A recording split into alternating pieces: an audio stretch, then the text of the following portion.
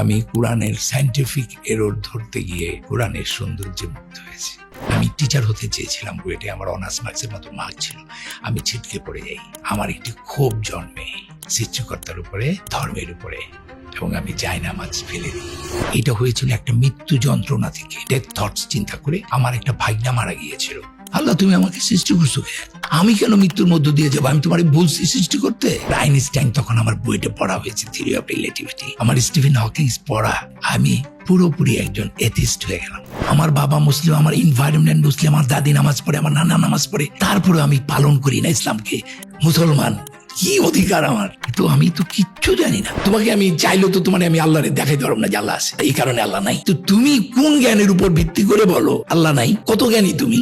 তুমি যতই পণ্ডিত হও, 99 পর্যন্ত করবা, কিন্তু তুমি 100 হবে না। তোমার বিশ্বাস করবেন, এই এক হচ্ছে আল্লাহ। এই এক আমাকে 100 দিবে। যেদিন থেকে এই এককে আমি স্বীকার করেছি, সেদিন থেকে আল্লাহ সুবহানাহু ওয়া তাআলা আমাকে সব দিয়ে দিয়েছেন, সব। এত সম্মান আর কত! মানুষের জন্য ইসলাম এসেছে, শুধু মুসলমানদের জন্য নয়। আমাদের কোরআনে যে 28টা অ্যালফাবেট আছে, প্রত্যেকটা অ্যালফাবেটের একটা রিপ্লেসিং নাম্বার আছে। আল্লাহ এটাকে প্রফেসি নাম্বার বলে। যদি কোরআনের মতো কোরআন আনার জন্য মানুষ ও জিন এক যুগে চেষ্টা করে, তবু তারা এর মতো আনতে পারবে না। আল্লাহ কয়, তুই কত বড় ম্যাথমেটিশিয়ান, তুই আমার বলবি? 15 দিন নিজে মাতবুরি করে এই বানাইতে চাইছিলাম। আমি 15 ডেজের দিন অসুস্থ হয়ে গেছি। এইটা মানুষের পক্ষে করা সম্ভব না। সূর্যর কক্ষপথ আছে কিনা সেটা মাত্র ডিসকভার হয়েছে হাবল টেলিস্কোপ আবিষ্কার হওয়ার পর। তাহলে 1400 বছর আগে কিভাবে কোরআনে বলে আল্লাহ সৃষ্টি করেছেন রাত্রি ও দিন ও সূর্য ও চন্দ্রকে, প্রত্যেকে নিজ নিজ কক্ষপথে বিচরণ করে। আল্লাহ একটা জায়গায় বলছেন, পৃথিবীতে বা ব্যক্তিগতভাবে তোমাদের যে বিপদ আপদ ঘটে, তার লেখার পূর্বেই তার লেখা হয়। এই জন্য যে তোমরা যা হারিয়েছো তার জন্য বিমর্ষ না হও, আর যা তিনি দিয়েছেন তার জন্য খুশিতে উল্লসিত না হও। আল্লাহ ভালোবাসেন না উদ্ধত অহংকারীকে। মানে পৃথিবীর এমন কোন বই আছে যে বই এমন ভাবে করা হয়েছে, নাম্বারগুলো, অক্ষরগুলো এদিক ওদিক করার কোনো সম্ভাবনা নাই। এটা কোনো মানুষের কাজ নয়। আমি চ্যালেঞ্জ করছি পৃথিবীর শ্রেষ্ঠ ম্যাথমেটিশিয়ানদের, ইউ কাম টু মি। আমি তোমার সাথে ম্যাথমেটিক্যালি বসতে চাই। কিভাবে একটি কোরআন এত সুন্দর ম্যাথমেটিক্যালি একটা মানুষ কি করতে পারে কিনা আমি চ্যালেঞ্জ করলাম। Podcast sponsor star connect. Star connect এমন একটা প্ল্যাটফর্ম যেখানে আপনি যাদের সাথে কল্পনাও করতে পারেন না যোগাযোগ করার, তাদের সবাইকে আপনি পাচ্ছেন, আমি সহ। এবং আমি শিওর আপনি কমেন্টের ডেসক্রিপশনে যখন আপনি অ্যাপ এবং ওয়েবসাইট ভিজিট করবেন, ইউ উইল বি অ্যামেজড যে এত চমৎকারভাবে সবাইকে এক জায়গায় নিয়ে আসতে পেরেছে স্টার কানেক্ট।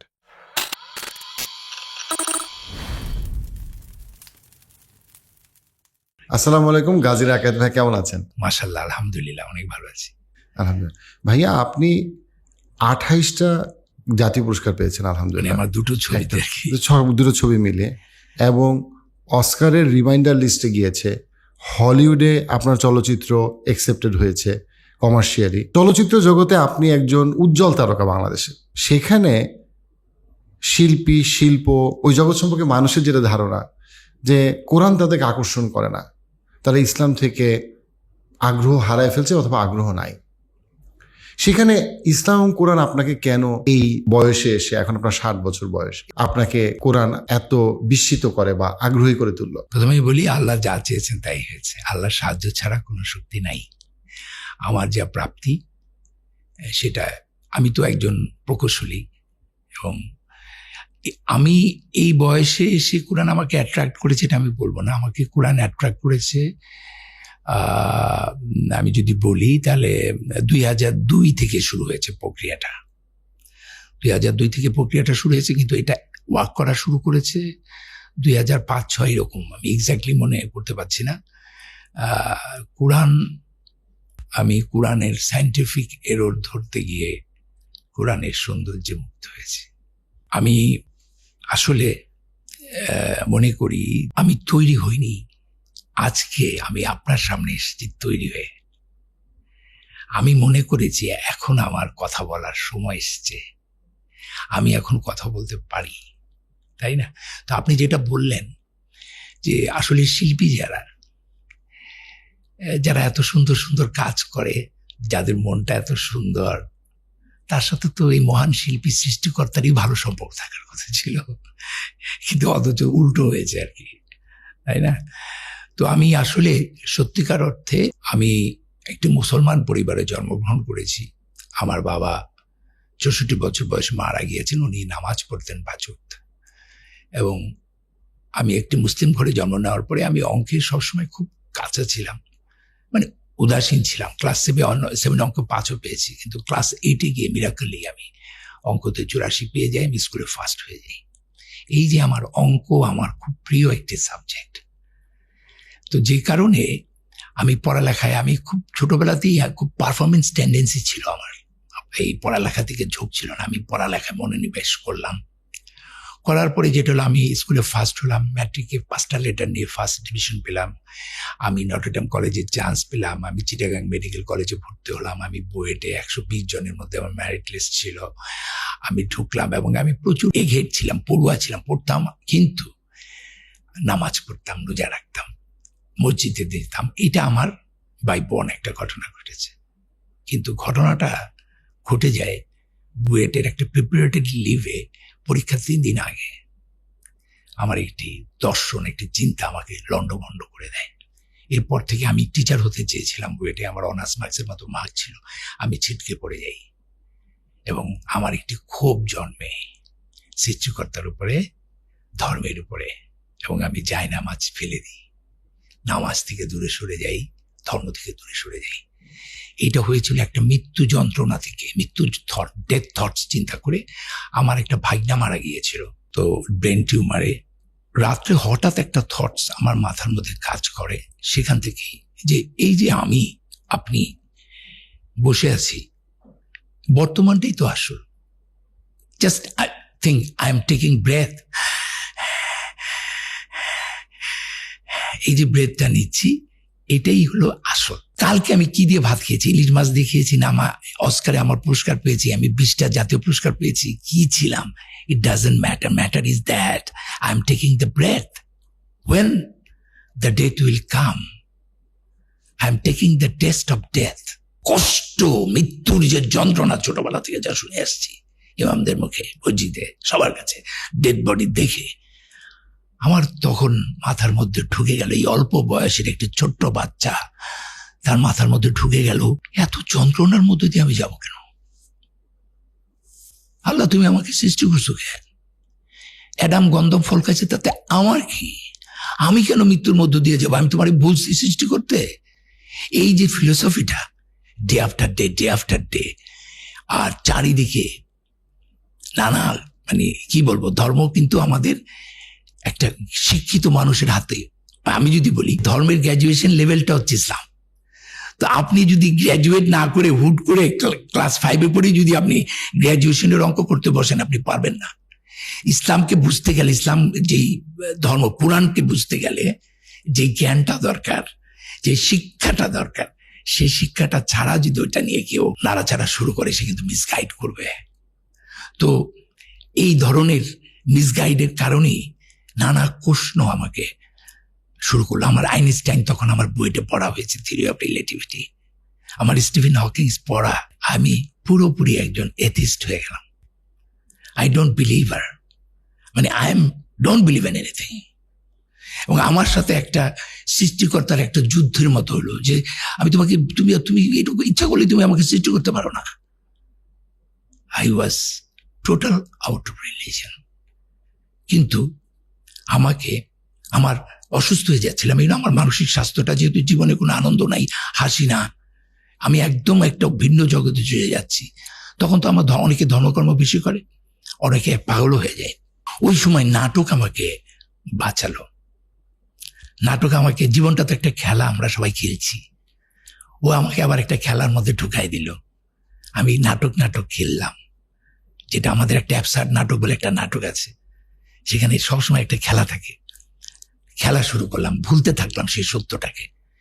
আর যত অ্যান্টি ইসলাম, অ্যান্টি ধর্মর বিষয় নিয়ে আমি লেখালেখিগুলোর মধ্যে ছিলাম, প্রিয় ছিল আমার অনেকেই। যেমন আমাদের কোনো এক অধ্যাপক বলেছিলেন, আস্তিক আর নাস্তিকের মধ্যে পার্থক্য কি? একটা ছেলে প্রশ্ন করেছিল, তখন সেই অধ্যাপক বলেছিল পার্থক্য একই। কিরকম স্যার? বলে পৃথিবীতে যদি 200টা ধর্ম থাকে, ধরেন কথার কথা, তাহলে 99টা বাদ দিয়ে আপনি ইসলাম গ্রহণ করবেন। আর যে নাস্তিক সে 200টা বাদ দিছে, আর যে ধার্মিক সে 199টা বাদ দিছে। পার্থক্য তো একের। এই ধরনের কথা কিন্তু একজন প্রফেসর যখন ছাত্রদের বলে তখন এটা খুব দ্রুত প্রোগ্রেট করে, ধাক্কা দেখতে। এখন আমি এটা অ্যান্সার দিচ্ছি। ইসলাম একটা ধর্ম নিরপেক্ষ ধর্ম, সব ধর্মকে ইনক্লুড করেছে ইসলাম। আমাদের আদি থেকে আমরা মাত্র 25 জন রসুলের নাম জানি কোরআনে, তাই না? কিন্তু 1 লাখের উপরে আমি জানি যে পয়গম্বর আসছেন, তাদের আল্লাহ তো উল্লেখ করেন নাই। প্রত্যেকের আলাদা একটা ল্যাঙ্গুয়েজ ছিল। ইসলাম সব কিছুকেই তো ইনক্লুড করেছে।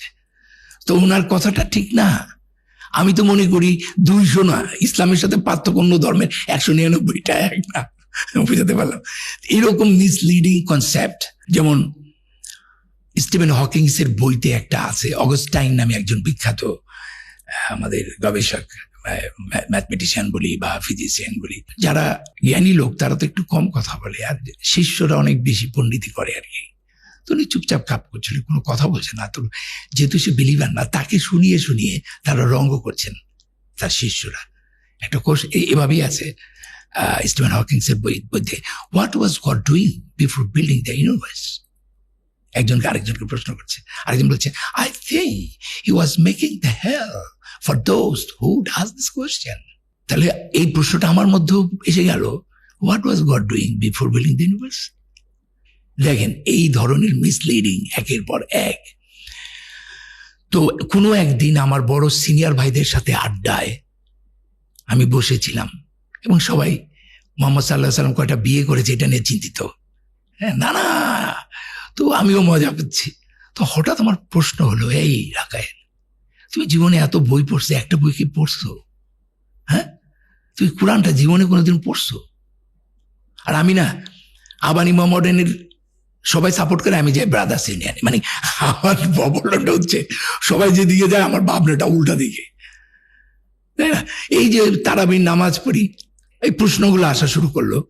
তারাবির নামাজ পড়ি 2 ঘন্টা ধরে, হুজুরের পিছনে একটা ওয়ার্ডও বুঝি না মানে কি। সো আমার কাছে মনে হইলো যে আমি কোরআনটা আরবি পড়ে গেলাম, তাই না? আল্লাহর বাণী বুঝি বা না বুঝি, ওইটা পড়ার মধ্যে তো ওইটা শুনলেও কানের আল্লাহর ইবাদত হয়, আর ওইটা হয়, সেটা আলাদা হিসাব। কিন্তু এটা একটা মেসেজ। 6236টা আয়াত আছে, প্রত্যেকটা আয়াতই একটা বাণী। আমি কোন ল্যাঙ্গুয়েজে, তার চেয়ে বড় কথা মূল বাণীটা তো আমি আগে বুঝব। তার কারণে যেটা হলো, আমার হঠাৎ করে মনে হলো আমার মোহাম্মদপুরে ইসলামিয়া লাইব্রেরিতে গেলাম। আমি টকিং অ্যাবাউট 2006-07 এরকম একটা টাইম। ভাই, আপনাকে আমাকে একটু অনুবাদ দিবেন, একদম বাংলা, খুব ভালো, শুধু বাংলা, আরবি থাকবে না। বলে আছে বিচারপতি হাবিবুর রহমানের, আমাদের জাস্টিস, ইনি তো ওনার একটা। আমি তাই নাকি? আমি শুনেছি উনি কোরআন সূত্র নামে একটি বই ট্রান্সলেট করেছেন। দেন কারণ উনি তো রবীন্দ্রনাথ এক্সপার্ট, শেক্সপিয়ার এক্সপার্ট, ওনার অনুবাদটা অনেকটা নিয়ার টু হতে পারে। এই কোরআনের বইটা নিয়ে আসলাম, খুব সুন্দর অনুবাদ। তো আমি তো কোরআনের সায়েন্টিফিক এরর ধরার জন্য আসলাম, বইটা নিয়ে আসলাম। উজু টুজু করি না, 9ম দিন আমি উজু করলাম, আমার ভিতরে একটু ভয়ের সঞ্চার হলো পড়তে পড়তে। And that was the starting. যে 2টো আয়াত আমাকে আবার মুসলমান করলো। সো আমি জন্মগ্রহণ করেছিলাম মুসলমান হিসাবে, because my father was Muslim, I am a Muslim. এইটা কোনো কাজের কাজ না, আত্মসমর্পণকারী। বরঞ্চ আমাদের পানিশমেন্টটা অন্যদের চেয়ে আরো বেশি হবে, কারণ আমার এত কাছে থাইকেও আমরা ইসলামকে ঠিক মতো পালন করি না। মানে এই যে যারা নিজেদেরকে মুসলমান বইরা মনে করতেছি, ওরা হিন্দু, ওরা খ্রিস্টান, আর আমরা মনে করতেছি আল্লাহ শুধু আমার ধর্মের, আল্লাহ তো সবার, তাই না? আমি মুসলমান, কি অধিকার আমার? কিন্তু আমি তো কিচ্ছু জানি না। আমার বাবা মুসলিম, আমার এনভায়রনমেন্ট মুসলিম, আমার দাদি নামাজ পড়ে, আমার নানা নামাজ পড়ে, তারপরে আমি পালন করি না ইসলামকে। আর যে লোকটা কিছুই জানে না, একটা সনাতনী ধর্মে বা অন্য কোনো ধর্মে জন্ম করেছে, ওর তো আমার চেয়ে বেটার অবস্থা হবে, কারণ ওর কাছে এটা, আমি এত কিছু পারবো করি না। এই ধর্মের কোনো ভ্যালু নাই। তো যাই হোক, যে 2টো ধর্ম, যে 2টো আয়াত আমাকে আবার মুসলমান করেছে, সেটা প্রায় 38 ইয়ার্স ওল্ড। আসলে 40 বছরটা খুব গুরুত্বপূর্ণ। আমাদের কোরআনেও কয়েকটা আয়াত আছে, যখন তুমি 40 বছর পৌঁছবে তখন এই করবো, মানে এই 40 বছরেই কিন্তু নবী আমাদের নবুয়ত হয়েছেন। আমার যে অ্যানিমেল বডিটা, এটা নানা রকম করবে, কিন্তু 40 বছরে এসে তার ভিতরে অনেক কিছু তৈরি হয়, আবার অনেকের হয় না। আমি 38 বছর বয়সে এসে আমার মনে হয়েছে আমি ধরতে পেরেছি। তো আমি ওই দুইটা আয়াত একটু বলতে চাই প্লিজ। একটি আয়াত হচ্ছে সূরা আল হিজরের 26, 27, 28, 29, 30 এই পর্যন্ত আয়াত। আমি একটু আয়াতটা পড়ি। আউযুবিল্লাহি মিনাশ শাইতানির রাজিম, বিসমিল্লাহির রহমানির রহিম। আমি তো ছাঁচের ঢালা শুকনো ঠনঠনে মাটি থেকে মানুষ সৃষ্টি করেছি, এর আগে গরম বাতাসের ভাব থেকে জিন্স সৃষ্টি করেছি। আমি যখন তাকে সুঠাম করব আর তার দেহে আমার রুহু বা প্রাণ সঞ্চার করব, তখন তোমরা তাকে সিজদা করবে।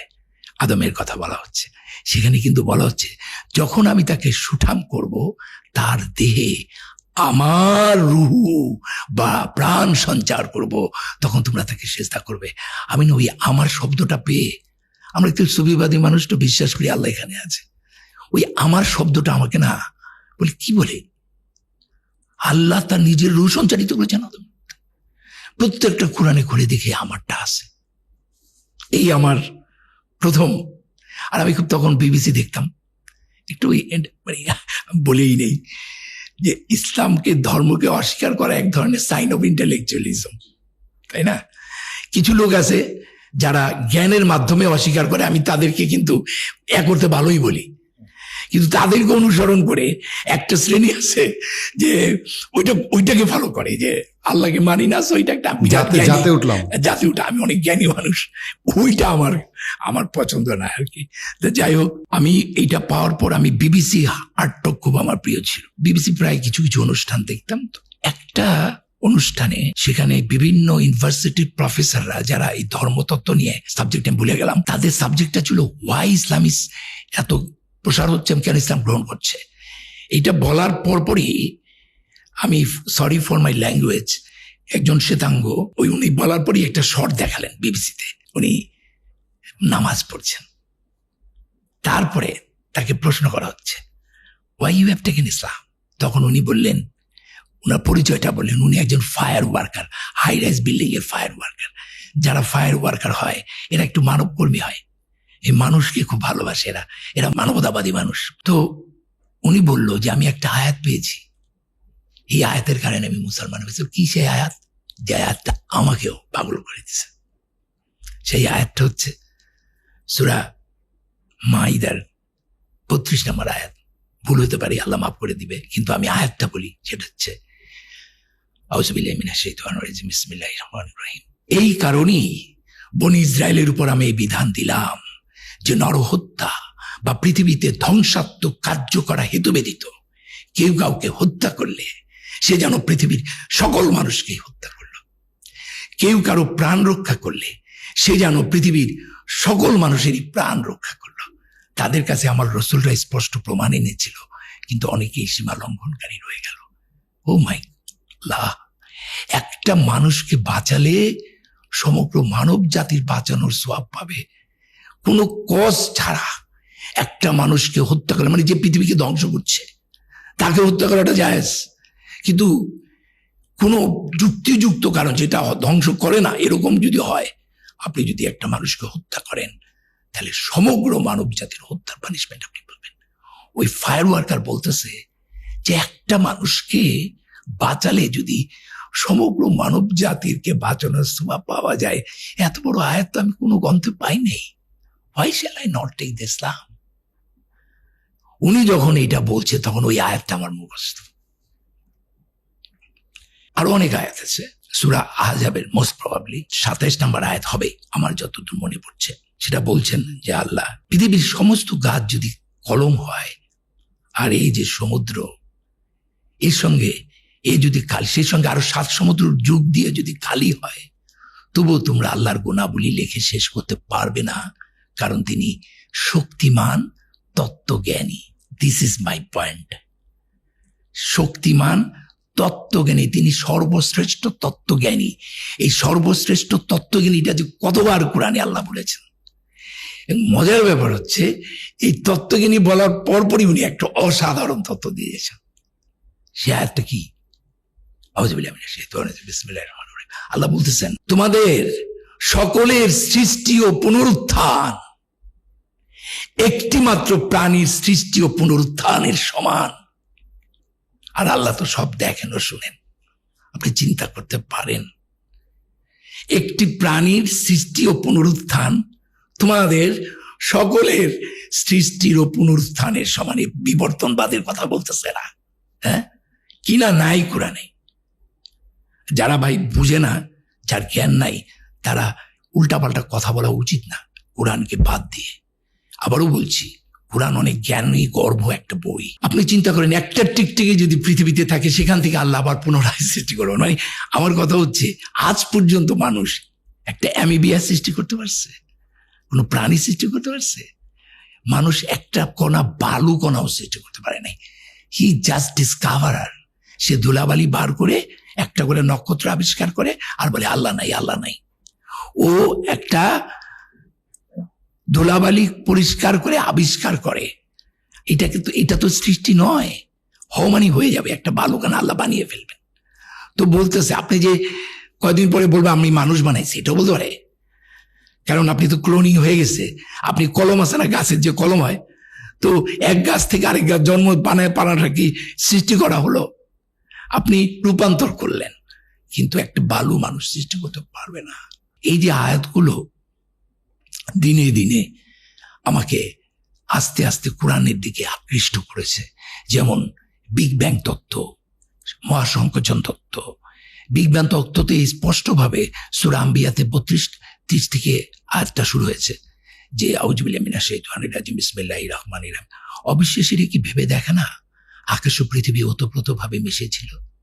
তারপরও আমি বয়কে পৃথক করে দিলাম এবং প্রাণবান সবকিছু পানি থেকে সৃষ্টি করলাম।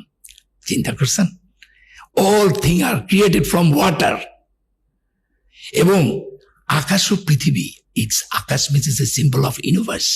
এই সব কিছু ওতপ্রোতভাবে জমেছিল, তার মধ্যে বিগ ব্যাং এর মতো করে দিলাম। এবার আমি আসি সূরা আম্বিয়ার 104 নম্বর আয়াত। যেই কথাটা স্টিফেন হকিংসে ওই অগাস্টাইনকে বলা হয়েছিল, সেটার উত্তর আমি এখন আপনাকে দিচ্ছি। সেখানে ওখানে বলা হয়েছিল যে what was God doing before building the universe. সূরা আম্বিয়ার 104 নম্বর আয়াতে আল্লাহ বলছেন, আউযুবিল্লাহি মিনাশ শাইতানির রাজিম বিসমিল্লাহির রহমানির রহিম। সেদিন আমি আকাশকে গুটিয়ে ফেলবো যেভাবে লিখিত কাগজ গুটানো হয়। যেভাবে প্রথম সৃষ্টি করেছিলাম সেভাবে পুনরায় সৃষ্টি করব। প্রতিশ্রুতি পালন আমার কর্তব্য, আমার কর্তব্য আমি করবই। লিখিত কাগজ গুটানো, বুঝতে পারছেন, ব্ল্যাক হোলস এর মাধ্যমে আস্তে আস্তে কিন্তু সবকিছু আবার মহাসংকোচনে, I am talking about Stephen Hawking's, total আবার একটা জায়গায় চলে আসবে। এই যে পৃথিবীটা যখন, সূর্যটা যখন নিভে যাবে, এটা একটা ব্ল্যাক ম্যাটারে পরিণত হবে। এবং যেটা হয়, এরকম জমতে জমতে জমতে জমতে একসময় মহাবিশ্বের সবগুলোকে সে একত্রে নিয়ে আসবে। তাহলে ওতপ্রোতভাবে এটা ছিল, আল্লাহ বিগ ব্যাং করলেন, আবার ওইটা আবার আগের জায়গায় চলে গেলেন। কি বলেছেন? আমি তারপর আবার পুনরায় সৃষ্টি করব। তার মানে এক বিগ ব্যাং থেকে মহাসংকোচন, আবার সেই মহাসংকোচন থেকে আবার বিগ ব্যাং, এইটাও infinite time. So what was God doing, it's out of question. এটা আমার প্রশ্নই হতে পারে না। এক বিগ ব্যাং থেকে আরেক মহাসংকোচনের টাইমটা আমরা চিন্তা করতে পারি না। কাজেই আমার জ্ঞান, আমি আল্লাহকে বিচার করছি একটা মাত্র পৃথিবী আর মানুষ আমার নিজের সাথে তুলনা করে। পৃথিবীতে একটা না, কোরআনের আমি আপনাকে একদম আয়াত দেখাই দিব। ইনফিনিট অফ পৃথিবীতে আল্লাহ কিভাবে আমাদের নিয়েছেন। কোরআনটা পড়তে হবে জ্ঞানের সঙ্গে। আমাদের লিমিটেশন বা সংকীর্ণতা দিয়ে আমি আল্লাহর অসীমতাকে বোঝার চেষ্টা করছি। আল্লাহর অলমাইটিনেস নির্ভর করে আপনার নলেজের উপর। আপনি কোর ব্যাং হলে আপনি আল্লাহকে একভাবে দেখবেন, আর আপনি যত জ্ঞান অর্জন করবেন তত ভালো। তো আমার কাছে ওই যে শব্দটা, আমার রুহ, এবং আমি আজকে মৃত্যু ভয়ে ভীত নই। আল্লাহর কাছে দোয়া করি যে আল্লাহ, তুমি আমাকে মৃত্যুর ঘুমের মধ্যে আমার মৃত্যুটা দিও। অপারেশন করলে যেরকম টের পাওয়া যায় না, জন্মের সময় যেভাবে টের পাইনি, সেভাবে তুমি আমার মৃত্যুটা দিও, আমাকে প্রশান্ত আত্মাদের অধিকারী করো, আমাকে তোমার সৎকর্ম প্রমাণদের অন্তর্ভুক্ত করো। এই এখন আবার আরেকটা সূরা রুমে 30 নম্বর একটা আয়াতের কথা মনে পড়লো। অসাধারণ। যারা আমাকে প্রশ্ন করে তাদেরকে আমি বলছি, যারা বিশ্বাস করে না, আল্লাহ বলতেছেন ওরা কি স্রষ্টাহীন সৃষ্টি? না, ওরা নিজেরাই স্রষ্টা। না, ওরা আকাশ ও পৃথিবী সৃষ্টি করেছেন, ওরা অবিশ্বাসী। আচ্ছা, আপনি কেন ইমাজিন আমি যাকে মানি না, আল্লাহ নাই, তাহলে এই এমনি হয়ে গেল এগুলি সব? এত সুন্দর, জোড়ায় জোড়ায়, এত চমৎকার, এমনি হয়ে গেল? হতে পারে এটা? আর আমার জ্ঞান কতটুকু এই মহাবিশ্বে, এই ইনফিনিটি স্টেজে? আর আমি এত বড় জ্ঞানী হয়ে গেছি, আমি তোকে প্রমাণ দিতে পারতেছি না আল্লাহ আছে। আমি নিদর্শন পেয়ে গেছি। আমি এই মানুষটি একটু হলো টের পাচ্ছি আল্লাহর অস্তিত্ব, যে কারণে পাগল হয়ে গেছি। কিন্তু তোমাকে আমি চাইলেও তো তোমার আমি আল্লাহরে দেখাইতে পারব না যে আল্লাহ আছে। আল্লাহ এই কারণে আল্লাহ নাই। তো তুমি কোন জ্ঞানের উপর ভিত্তি করে বলো আল্লাহ নাই? কত জ্ঞানী তুমি? হ্যাঁ, এমনি এমনি সব এত চমৎকৃত, শৃঙ্খলিত। এত বছর আগে নক্ষত্ররাজি যে অস্তমিত হয়, এই কথা তখন আবিষ্কার হয়েছিল। কক্ষপথ শব্দটি, আমার আরেকটা কথা আমার এখানে উল্লেখ করা দরকার। আমি তখন একটা ডেইলি সোপে অভিনয় করছি। আমার সাথে অপর্ণা ঘোষ বলে একটা মেয়ে আছে, আর আমার খুবই respectable, my best one of the actor Afroza Banu, উনি আছেন। উনি আমার মেবি মায়ের রোল করছিলেন বা এরকম একটা কিছু। তো আমি বলছিলাম যে সূর্যের কক্ষপথ আছে, শুনেন। আমি বলছি সূর্য তার নিজস্ব কক্ষপথে। উনি তখন রিয়াক্ট করলেন, রাকায়েত সবকিছুতে পণ্ডিতি করো না। উনি রাইট, শি ইজ রাইট, আমি তার প্রতি শ্রদ্ধা রেখে বলছি সূর্যের কক্ষপথ নাই। সূর্য নিজের পৃথিবীর কক্ষপথ আছে সূর্যের চারিদিকে। সূর্যের কিসের কক্ষপথ? আমি তো বলে প্রমাণ দাও। আমার তো ওই জায়গাটা জ্ঞান ঠেকে গেল। আমার অবস্থাটা দেখে রুমা করে একটা নায়িকা ছিল, ওর বোনকে ফোন করলো। আমার অবস্থাটা দেখে যে রাখাতে এত এরকম হয়ে গেল। ও ওখানে পড়ালেখা করছে ফিজিক্সের উপরে। ও বলছে আপু এটা আমার কোনো ধারণা নাই। তো আমি চুপ করে আছি, কিছু বলিনি, কারণ আমি তো এখানে ঠেকে গেছি, আমার তো কিছু বলার নাই। আমার একজন বিখ্যাত টিচার আছে নটরডেম কলেজে, আমি যেহেতু নটরডেম কলেজ থেকে পড়েছি, সুশান্ত স্যার, পদার্থবিদ। হ্যাঁ, সুশান্ত স্যারকে ফোন দিয়েছি, বয়স হয়ে গেছে, আল্লাহ জানি না উনি বেঁচে আছেন কিনা। তো স্যারকে বললাম, স্যার আমি কাজী রাখায়েত। বলছি হ্যাঁ, তোকে আমি চিনি, নাটক দেখেছি আমি। বলে যে স্যার আমি তো একটা বিপদে পড়ছি স্যার, আপনি এত সুন্দর উনি পড়াতেন। ওনার প্রশ্নের ধরনটা আমাদেরকে এভাবে শিখিয়েছে যে ঠেলার গাড়িকে বলা হলো, তোমরা বাচ্চারা ব্যাখ্যা করো, ঠেলা গাড়িকে বলা হলো এই ঠেলা গাড়ি ঠেলা দাও। বলে ঠেলা দেবো না স্যার, আমি নিউটনের তত্ত্ব শিখছি। কি শিখছস? বলে ঠেলা গাড়ি ঠেলা দিলে নিউটনের তত্ত্ব অনুযায়ী ও আমারে ঠেলা দিব, তাহলে তো গাড়ি আগাইব না, এবার ব্যাখ্যা করো। এরকম ধরনের খুব ক্রিয়েটিভ কোয়েশ্চেন করতো আর কি। হ্যাঁ, তো স্যার আমাদের খুব প্রিয় প্রশান্ত স্যার, পদার্থবিজ্ঞানের। স্যারকে বললাম যে স্যার আমি তো একটা বিপদে পড়ছি স্যার, আমাকে তো এরকম আপনার জাপার সাথে আমার একটা তর্ক হয়েছে, সূর্যের তো কক্ষপথ কি, সূর্যের কি কক্ষপথ আছে? উনি তো একজন কলেজের টিচার, উনি যেটুক পড়েছেন ওনারও তো একটা সীমা আছে। উনি আমাকে বললেন যে সরি রাখায়েত, আমিও জানি না এটা যে কক্ষপথ আছে, এটা আমার জ্ঞান নাই। কেমন লাগে? আল্লাহ যে পর্বিত পর মালির ঘাড়ে সে ছিল গাছের আরে। আমি হঠাৎ করে আমার লাইব্রেরিতে গিয়ে স্টিফেন হকিংসের ওই বইটা ঘুরাইতে ঘুরাইতে গিয়া একদম জাগা মতো গিয়ে পড়লো। ওখানে পেলাম হবল টেলিস্কোপের কথা। মাত্র 90 বছরও হয় নাই বা 100 বছর হয় নাই, হবল টেলিস্কোপ আবিষ্কার হয়েছে। যেই দিন থেকে হবল টেলিস্কোপ আবিষ্কার হয়েছে সেই দিনই আবিষ্কার হলো যে পৃথিবী সূর্যের কক্ষপথ আছে। অর্থাৎ আমরা দেখবেন এই যে স্পাইরালের মতো যেটা ছায়াপথ, আমাদের যে সূর্যের পরিবারগুলো, ওই যে ইঞ্জিনিয়াররা যেটা রড এরকম আর কি, এটা স্পাইরাল একটা ফর্ম আছে। প্রত্যেকটা সূর্য একটা কক্ষপথে ঘুরে। আমাদের যে সূর্যটা, সেই সূর্যটা 1.5 কোটি আলোক বছর পর আবার আগের জায়গায় আসে। সুবহানাল্লাহ। আজকে বলেন তাহলে, আমি আফরোজাবাকে বলেছিলাম কারণ কোরআনে বলেছিল যে আল্লাহ সৃষ্টি করেছেন রাত্রি ও দিন ও সূর্য ও চন্দ্রকে, সূরা আম্বিয়ার। প্রত্যেকে নিজ নিজ কক্ষপথে বিচারণ করে। এইটাও আমাকে কোরআনকে অ্যাট্রাক্ট করার আরেকটি কারণ। গ্যালিলিও নামক একটা নাটকে আমি অভিনয় করেছি। কোপার্নিকাসকে পুড়িয়ে মারা হয়েছে, তাই না? আমি 110 বছরের একটা রোলে অভিনয় করছিলাম। গ্যালিলিও দাঁড়িয়ে আছে, আমি তাকে চিৎকার করছে বলছিলাম, পৃথিবীতে বাস করে পৃথিবীর খেয়ে পড়ে তুমি পৃথিবীকে অপমান করতে চাও, তোমাকে আমরা পুড়িয়ে মারবো। কারণ উনি গ্যালিলিও বলছিল পৃথিবীর কোনো কিছু স্থির না, মহাবিশ্বের কিছু স্থির না, এমনকি সূর্য না। কিন্তু সূর্যর কক্ষপথ আছে কিনা সেটা গ্যালিলিও বইলা যায় নাই। সেটা মাত্র ডিসকভার হয়েছে হাবল টেলিস্কোপ আবিষ্কার হওয়ার পর। তাহলে 1400 বছর আগে কিভাবে কোরআনে বলে যে আল্লাহ সৃষ্টি করেছেন রাত্রি ও দিন ও সূর্য ও চন্দ্রকে, প্রত্যেকে নিজ নিজ কক্ষপথে বিচরণ করে। আপনি আপনার একটা ব্যক্তিগত ফিলসফির কথা বলতে গিয়ে 1 এবং 99 কথা 1 এবং 99 কথা যেটা বলছিলাম, যে সেটা হচ্ছে যে আমার কাছে দেখুন আমি ফার্স্ট হয়েছি নটরডেমে। আমার প্রায় অনেক ভালো মার্ক ছিল, আমার 800 মার্ক ছিল।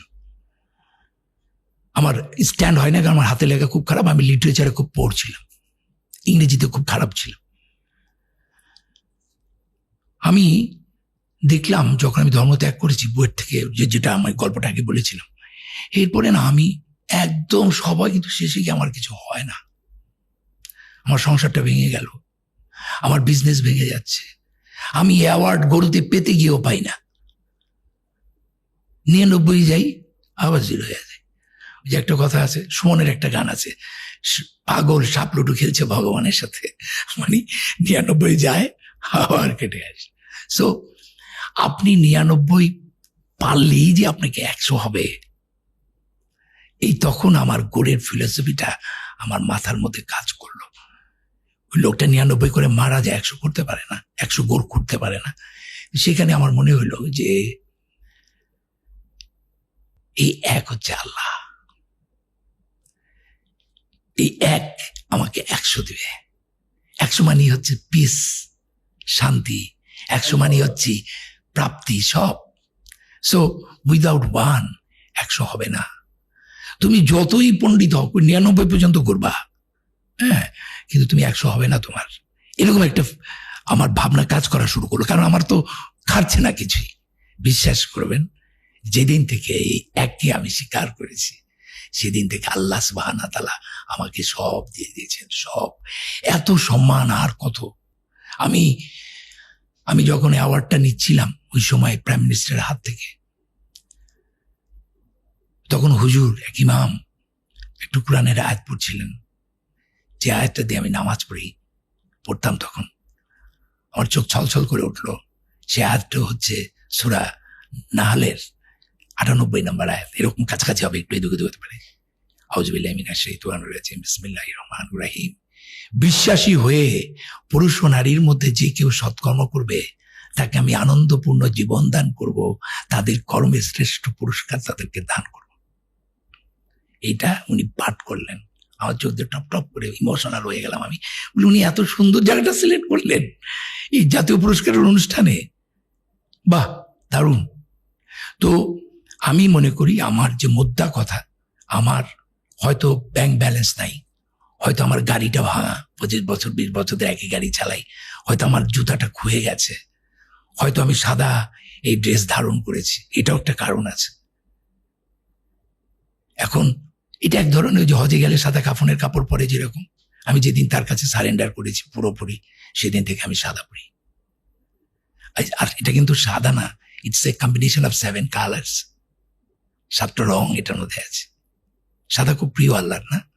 তো আমার কাছে মনে হয়েছে, আমি যেটা বলে যাই, যে বিশ্বাসী হয়ে যে সৎকর্ম করবে, তার হয়তো প্রাচুর্য হবে না, কিন্তু প্রাচুর্য হলে কি সুখী হওয়া যায়? অ্যাপার্টমেন্ট, ঝকঝকে অ্যাপার্টমেন্টের চেয়েও একজন রিক্সা চালক অনেক সুখে আছে, কারণ আপনি একজন মনোবিজ্ঞানী, আপনি জানেন যে আসলে শান্তিটা মনের। তো আমার কাছে যেটা মনে হয়েছে, আর কত সম্মান দিবে আল্লাহ আমাকে, নুয়ে পড়ছি। তবে অবাক হচ্ছি, ইদানিং আমার বিশ্বাসটা হয়েছিল হয়তো 0.11%, আস্তে আস্তে আস্তে আস্তে কোরআন পড়ে পড়ে পড়ে পড়ে প্রতি বছর লেয়ার টু লেয়ারে যেতে যেতে যেতে যেতে যেতে যেতে এখন আমার বিশ্বাসটা আস্তে আস্তে বাড়ছে। এই বাড়াটা কোরআন ছাড়া সম্ভব নয়। কোরআন এবং গণিতের মধ্যে অনেক সুন্দর কিছু সামঞ্জস্যপূর্ণ বিষয় চিন্তা করেন, গবেষণা করেন, যেটা সম্পর্কে আমাদের শিক্ষিত সমাজ একেবারেই জানে না। তো কিভাবে এটা আপনার শুরু হইলো? মানে কেন কোরআনের বিস্ময়ে জায়গায় আপনি গণিতকে কিভাবে মিলাইলেন, এবং সেখানে আপনি যদি কিছু আমাদেরকে যদি উদাহরণ দেন যে কেন কোরআনের একটা গাণিতিক ভাষা অথবা কোরআনের একটা গাণিতিক অলৌকিকতা আপনাকে মুগ্ধ করলো। রাইট, এটা খুবই গুরুত্বপূর্ণ। আমি যখন কোরআনের সৌন্দর্য দিয়ে আকৃষ্ট হচ্ছিলাম তখন গণিতটা আমি গণিতের দিকে যাইনি। আমি তখন কিছু সুন্দর সুন্দর ভার্স ফিলোসফিক্যালি আগাচ্ছিলাম। করোনার সময়, আমি করোনা আক্রান্ত হয়েছিলাম, করোনার সময় দুইটা সংখ্যা, একটা 7 আর একটা হচ্ছে 19। 1974 থেকে 84 এরকম জায়গা পর্যন্ত 7-এর যে মহত্ব, যেমন সূরা ফাতিহার 7, তারপরে 7টা আকাশ, 7টা মহাদেশ, তাই না, 7টা রং, এই যে 7-এর যে চমৎকার, আপনি সূরা ফাতিহার 7-এর যে ম্যাথমেটিক্যাল মানে অঙ্ক আছে, এটা আপনি পাগল হয়ে যাবেন। 7 নিয়ে গবেষণা করে ফেলেছে রিসার্চাররা। 19 যে সংখ্যাটা, যেটা কোরআনে মুদাথিরে আল্লাহ বলতেছেন 30 নম্বর আয়াতে যে 19 জন দেহরক্ষী থাকবে, ফেরেশতা থাকবে দুজকের, এই 19 সংখ্যার মধ্যে চিন্তাশীলদের জন্য কোরআন আছে। তো 19 নিয়েও অনেক গবেষণা হয়েছে এবং 19 অসাধারণ। এটাও সূরা ফাতিহা 7 আর 19-এর রিসার্চাররা গত 74 থেকে এটা নিয়ে কাজ করেছে। আমি গোল্ডেন রেশিও 1.618, এটা নিয়ে ক্যামেরার রেশিও আছে 1.6। গোল্ডেন রেশিও তো এটা বলে শেষ করা যাবে না আজকের এই সেশনে। এইটা খুব রিসেন্টলি আবিষ্কার হয়নি। কোরআনের মধ্যে যে গোল্ডেন রেশিওটা আছে, দেখেন 1.618, এটা নবীর সময় ছিলই না, শূন্য ছিল না তখন, শূন্য হয়েছে আরো এক ইন্ডিয়ান পণ্ডিত এটা আবিষ্কার করেছেন অনেক পরে। শূন্য আমাদের ম্যাথমেটিক্সকে একটা কমপ্লিটনেস আনছে, কিন্তু শূন্য ছাড়া ম্যাথমেটিক্স হবে না, এটা ভুল। ওই সময় শূন্য ছিল না। কিন্তু 1.618 পয়েন্ট সামথিং, এটা তো নবী করিম সাল্লাল্লাহু আলাইহি ওয়াসাল্লাম ছিল না। কিভাবে কাটায় কাটায় এগুলো মিলে যাচ্ছে। কোরআনের মধ্যে যেমন ধরেন 786, 786, এই 786টার একটা মহত্ব আছে। এটা কিন্তু ওই যে এটাকে অ্যাবজাদ ভ্যালু বলে বা জিওমেট্রা ভ্যালু বলে। আমাদের কোরআনে যে 28টা অ্যালফাবেট আছে, প্রত্যেকটা অ্যালফাবেটের একটা রিপ্লেসিং নাম্বার আছে। আল্লাহ এটাকে প্রফেসি নাম্বার বলে। আল্লাহ এই নাম্বারটা দিয়েছেন কোন আরবিক ল্যাঙ্গুয়েজটার সাথে সাথে। এখন মজার ব্যাপারটা হচ্ছে যে এই গোল্ডেন রেশিওটা সূরা ফাতিহার মধ্যে আছে। কিভাবে? ধরেন আমাদের মানে সূরা, আমি যেটা গবেষণাটা করেছি সেটা হচ্ছে যে কোরআনের প্রত্যেকটা সূরার একটা ম্যাথমেটিক্যাল ভ্যালু দেওয়ার চেষ্টা করেছি। ধরেন সূরা বাকেরার 286টা আয়াত আছে, তাহলে এটার ম্যাথমেটিক্যাল ভ্যালু হবে 2.286, যদি এটা আমি ডেসিমেলে নিয়ে আসি, ডেসিমেল ভ্যালু। সূরা আল মারিজের 44টা আয়াত আছে, কিন্তু এটা চ্যাপ্টার নাম্বার হচ্ছে 70, তাহলে এটা আমরা বলতেছি 70.44। এখন কোনোটায় কোনো আয়াত, যে আয়াতগুলোর বেশি, যেমন ইমরানে বেশি, সূরা নাসে বেশি, কিন্তু সূরা আল ফালাক বা সূরা নাসে কিন্তু আয়াত সংখ্যা কম, সূরা ইখলাসে তো আরো কম, তাই না, বা সূরা যাই হোক কাউসারে তো মাত্র 3টা আয়াত। তাহলে ওই 3টা আয়াতের ডিজিটাল ভ্যালুটা আর দশমিক ভ্যালুটা কিন্তু সূরা বাকেরার এক না, বুঝতে পারছেন, আলাদা। তার পজিশন অনুযায়ী বার করলাম, তার মানে এইভাবে আমি সূরাগুলো বার করলাম। করার পরে তাহলে কোরআনে টোটাল 114টা সূরার মধ্যে 2টা সূরাতে বিসমিল্লাহ নাই। 1 নম্বর সূরা তওবায় কোনো বিসমিল্লাহ নাই, 9 নম্বর চ্যাপ্টার। আর সূরা ফাতিহার যে বিসমিল্লাহটা আছে, সেই বিসমিল্লাহটা, এটা আমার কথা না, রিসার্চারদের কথা, সূরা ফাতিহাটা বিসমিল্লাহটা 7টা আয়াতের ভেতরে, ঠিক আছে। তার মানে 112টা বিসমিল্লাহ, আর সূরা ফাতিহার বিসমিল্লাহটা ধরলে পুরা কোরআনে আয়াত সংখ্যা হচ্ছে ৬,২৩৪টা। তার সঙ্গে আপনি যদি 12 যোগ করেন তাহলে এটা হবে 6348। এটা হচ্ছে টোটাল আয়াত সংখ্যা। এখন প্রত্যেকটা সূরার আগে যে বিসমিল্লার আগে কোনো নাম্বার নাই, কিন্তু প্রত্যেকটা কোরআনের প্রত্যেকটা ভার্সের আগে নাম্বার আছে। তাহলে সূরা বাকারার 255 নাম্বার আয়াতুল কুরসির যে দশমিক ভ্যালু, আর সূরা ফাতিহার আরেকটা এত দশমিক ভ্যালুর মধ্যে পার্থক্য আছে, কারণ এটা 1.6। এখন বিসমিল্লাহ যেহেতু নাই, তাহলে যার নাই তার তো একটা অ্যাভারেজ ভ্যালু করা উচিত, তাই না? আপনি দেখেন 114কে আপনি যদি 6,348 দিয়ে ভাগ দেন, আপনি ভাগফলটা পাবেন 0.01799 সামথিং, মানে যেটা অ্যাভারেজ করলে হয় 0.018 বিসমিল্লার ভ্যালু। এখন সূরা ফাতিহার মধ্যে বিসমিল্লাহ একটা ঢুকে আছে, তাহলে প্রত্যেক বিসমিল্লার দশমিক ভ্যালু যদি 0.018 হয়, তাহলে এইটারও তো তাই হবে, এটা তো আলাদা হবে না। তাহলে এইটা বাদে থাকে কয়টা? 6টা। তাহলে সূরা ফাতিহার মান কত? 1.6। এই 1.6 কিন্তু আসল গোল্ডেন রেশিও। কারণ হচ্ছে, আমি আস্তে আস্তে এটা পড়ে 1.6, এই 1.6 এর সাথে এবার ওই বিসমিল্লার ভ্যালুটা যোগ করেন, 1.018 কত হয়? 1.618। এবং সূরা যে সূরা আল মারিজের 70 নাম্বার চ্যাপ্টার, কিন্তু সেখানে কয়টা আয়াত আছে? 44টা। ইন্টারেস্টিংলি সূরা মারিজের পর 44টা সূরা আছে। সুবহানাল্লাহ। আপনি দেখেন, এমন একটা সূরা, আমাদের নাভিটা যে বেলি বাটন, এটা আমার বডির গোল্ডেন সেন্টার, কাবা আমাদের পৃথিবীর গোল্ডেন সেন্টার, এবং কোরআনের গোল্ডেন সেন্টার হচ্ছে সূরা আল মারিজ, সূরা আল মারিজ। সেখানে 70, এবং সেটার ভ্যালু হওয়ার কথা ছিল 70.44, এবং 70.44 এটার সাথে যদি এবার একটা বিসমিল্লাহ আছে, ওটা যোগ করেন 0.018, তাহলে ওটা যোগ করার পর 70.45 সামথিং পাবেন। 114কে 70.45 দিয়ে ভাগ দেন, দেখবেন 1.618 হচ্ছে। সো এরকম, যেমন আমি রিসার্চারদের সাথে, রিসার্চার এগুলো তো বাংলাদেশি রিসার্চারটা কম হয়েছে, সিরিয়া, জর্ডান এবং এগুলো হয়ে গেছে। আমার কাছে একটা সফটওয়্যার আছে, এটা সিরিয়ার এক ইঞ্জিনিয়ার। আমি শুধু এটুকুই আমি আপনাকে বলি, ম্যাথমেটিশিয়ানস আর একটা ইঞ্জিনিয়ারের মধ্যে পার্থক্য আছে। ইঞ্জিনিয়াররা ম্যাথমেটিক্সটা রেগুলার প্র্যাকটিস করে, আর ম্যাথমেটিশিয়ানরা হলো তাত্ত্বিক। সো ইঞ্জিনিয়াররা, আমি যেহেতু ইঞ্জিনিয়ার, আমি কিন্তু 0.05 থেকে শুরু করে এগুলি নিয়েই আসি সবসময়। কাবার 4টা ডাইমেনশন আমার মুখস্থ। কাবা ঘরের কোন আল্লাহ আমাকে এখনো নেয়নি, ইনশাল্লাহ যাবো, কিন্তু কাবা ঘরের হাইট, ডাইমেনশন সব আমার মুখস্থ। আমি বলি কাবার এক সাইডের ডাইমেনশন হচ্ছে যেটা সামনে, যেটাকে হিজার স্মাইল বলে, তাই না? যে হিজার স্মাইল যেটা সার্কেল, সেমি সার্কুলার, ওই ডাইমেনশনটা হচ্ছে 9.9 মিটার। তার ডান পাশে যেটা হিজার স্মাইলের, সেটার মাপ হচ্ছে 12.04 মিটার, আর তার বাম পাশেটা হচ্ছে 11.68, আরেকটা হচ্ছে 10.18। তাহলে আপনি যদি কাবাকে বর্গাকৃতি বলেন তাহলে কিন্তু ভুল। এই 4 রকমের মাপই, এমন কাবা শরীফের সমস্ত মাপগুলো যোগ করার পর কাটায় 114 হচ্ছে।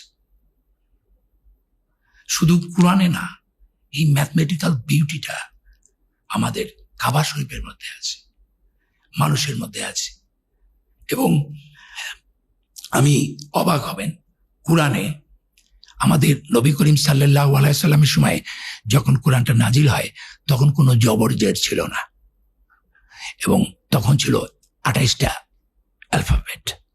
এবং পুরা কোরআনে, মানে এটা আমি নই, এটা রিসার্চ করে সফটওয়্যার এখন এটা পাওয়া যায়, বের করা হয়েছে, 3,25,384টা লেটার আর শব্দ আছে 87,530টা। আমার রিসার্চে বলে 87,529টা। সূরা তাহার সাথে আমি একটা মিল পেয়েছি। যাই হোক, 87,530টা। এখন এই যে 3,25,384টা, এটার প্রত্যেকটা লেটারের যে রিপ্লেসিং অ্যাবজার্ভ ভ্যালু, সেটা যদি বসাই তাহলে যে সংখ্যাটা হয় সেটা হচ্ছে 2350654 আর 6236টা যে আয়াত আছে, প্রত্যেকটা আয়াতের আগে যে নাম্বারগুলো আছে এগুলো আমার সব বার করা আছে। সেই নাম্বারগুলো যদি আপনি যোগ করেন তাহলে সেই নাম্বারটা হয় 333667। ইন্টারেস্টিং হলো এই 2350654 আপনি যদি ওই 333667 দিয়ে ভাগ দেন তাহলে হয় 70.45 সামথিং, যেটা ওই সূরা আল মারিজের সমান নাম্বার, এবং যেটাকে 114 দিয়ে ভাগ দিলে হয় 1.618। গাইনের আপনার ডিজিটাল অ্যাবজাদ ভ্যালু হচ্ছে 1000, তাই না?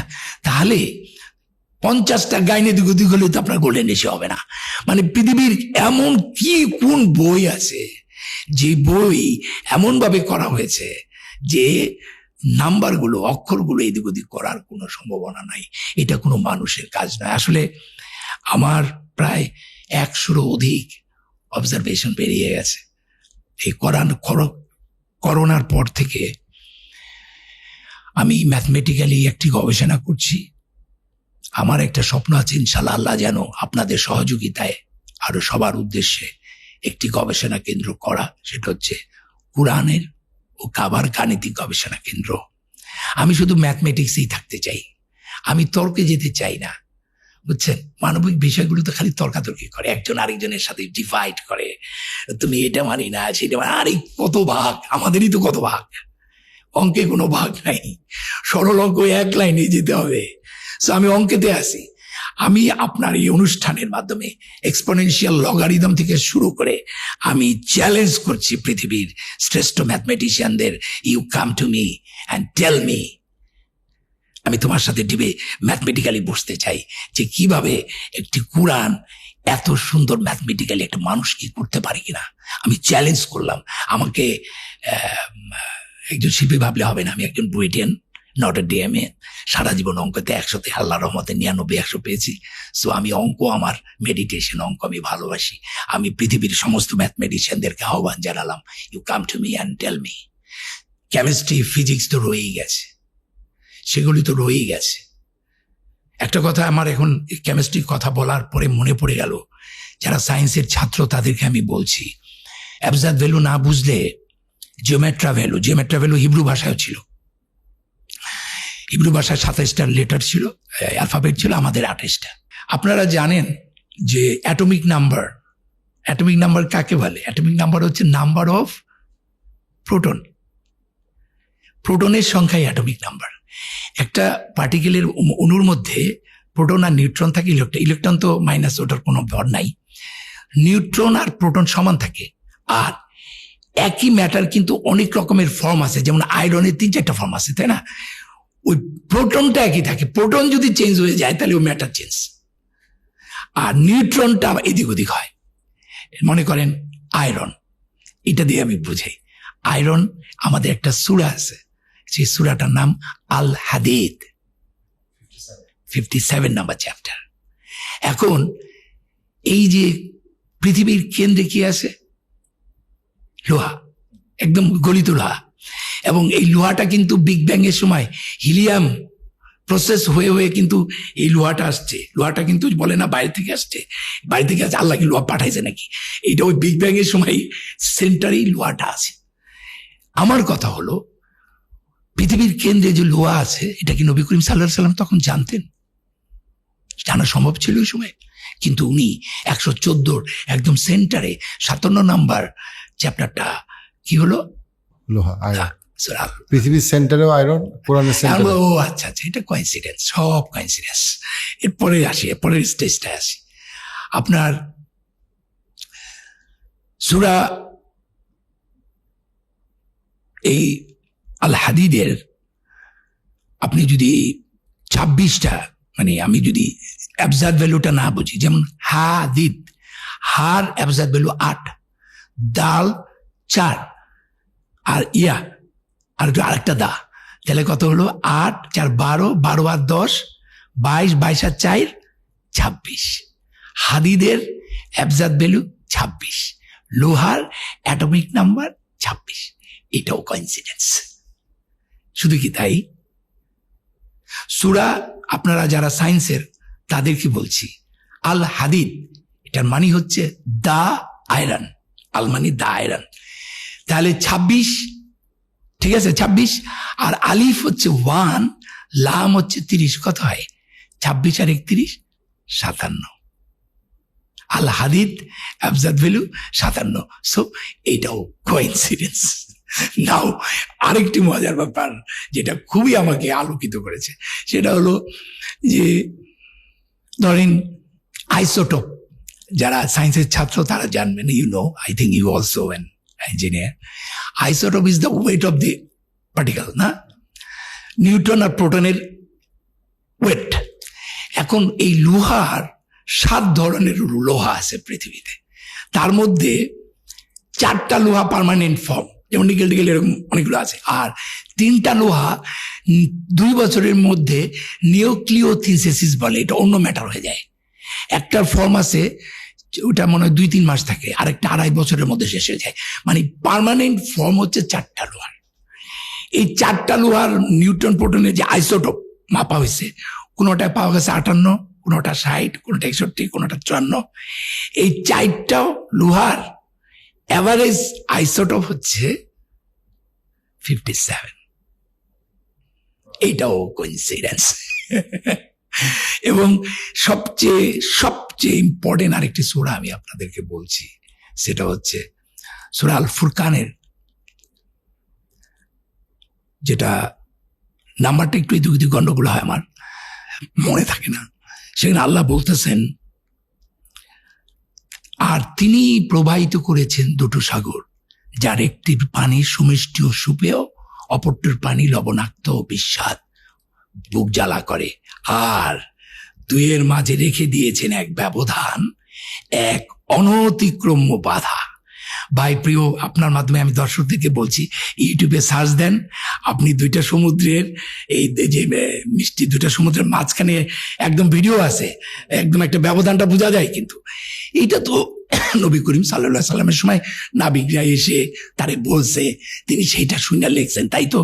এটাই তো সবাই বলবেন যে আর 2-এর মাঝে রেখে দিয়েছেন এক ব্যবধান। এটা তো, কিন্তু এর পরের লাইনটাই হচ্ছে ডেঞ্জারাস। আর তার মধ্যে 2-এর মধ্যে রেখে দিয়েছেন এক ব্যবধান, এক অনতিক্রম্য বাধা।